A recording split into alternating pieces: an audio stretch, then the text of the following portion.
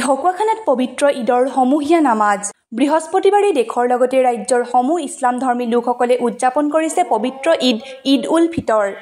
এই লৈ দেশৰ সকলো প্ৰান্তৰ মছজিদৰ লগতে ঈদগাহসমূহত সমূহীয়া নামাজৰ বাবে ভিৰ পৰিলক্ষিত হৈছে। সকলোতে ঈদৰ উৎসাহ উদ্দীপনা দেখিবলৈ পোৱা গৈছে। ইছলামধৰ্মী ৰাইজে ঈদ উল ফিতৰ উপলক্ষে আজি ঢকুৱাখানাতো অনুষ্ঠিত কৰা হয় সমূহীয়া নামাজ। ঢকুৱাখানা নগৰৰ মানিকপুৰ ৰাজহুৱা ঈদগাহ ময়দান প্ৰাংগণত এই উপলক্ষে পুৱা 9 বজাত ঢকুৱাখানা নগৰৰ লগতে সমীপৱৰ্তী বিভিন্ন অঞ্চলৰ কেইবা শতাধিক ইছলামধৰ্মী ৰাইজ উপস্থিত হয়।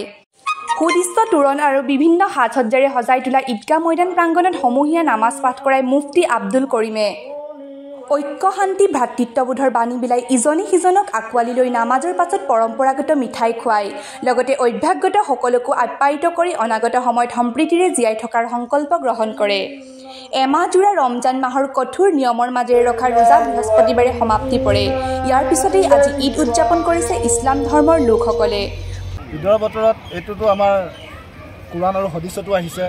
ঈদ হৈছে এজন আপছত খুচি বনাবৰ কাৰণে। এইটো বছৰেকীয়াত আল্লাহ পাকে আমাক ৰোজা ৰাখি তৰাবি পঢ়ি ইমানৱালাসকলক এটা দিন খুচি বনাব দিছে। আৰু এই খুচিটোৰ লগত আমাৰ যিমান বাকী আমাৰ ভাই লাগিলে যি কমেই হওক আপছ আমি চব ভাই হয় আৰু চব এজন ইনচানৰ পৰাই চব ওলাইছে আৰু আমি সকলো ভাই হয় আৰু আপছত এইটো আমাৰ বতৰ হয়। আমাক এইটো বস্তু আজিৰ দিনটোত গোটেই মুছলমানক আমাক এইটো আল্লাহ পাকে জনাইছে। আজি যেনেকৈ তোমালোকে খুচি গৈছে গোটেই জিন্দগীটো তোমালোকে চবৰ লগত মিলি খুচিকৈ জিন্দগী কটোৱা, এইটো আমাৰ আচল উদ্দেশ্য হয়।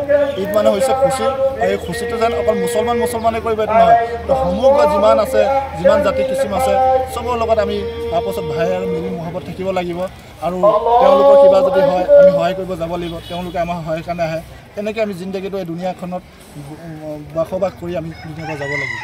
আৰু দ্বিতীয় কথা আৰু মই আমাৰ হিন্দু ভাইসকলক এইটো আমি খোজ ৱেলকাম জনাইছোঁ। তেওঁলোকৰ যিটো ৰঙালী বিহু আহি আছে হয় নহয়, তাৰ কাৰণে তেওঁলোকৰ শুভেচ্ছা আৰু তেওঁলোকক খোজ থাকক, ভাল থাকক।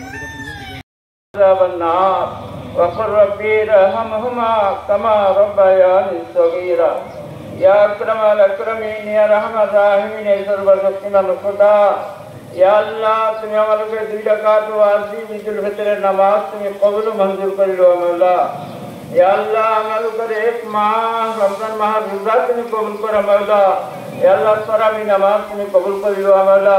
या अल्लाह ফিতরা যাকাত খায়রাত জিমান দেয়া হইছে তুমি কবুল করো মাওলা।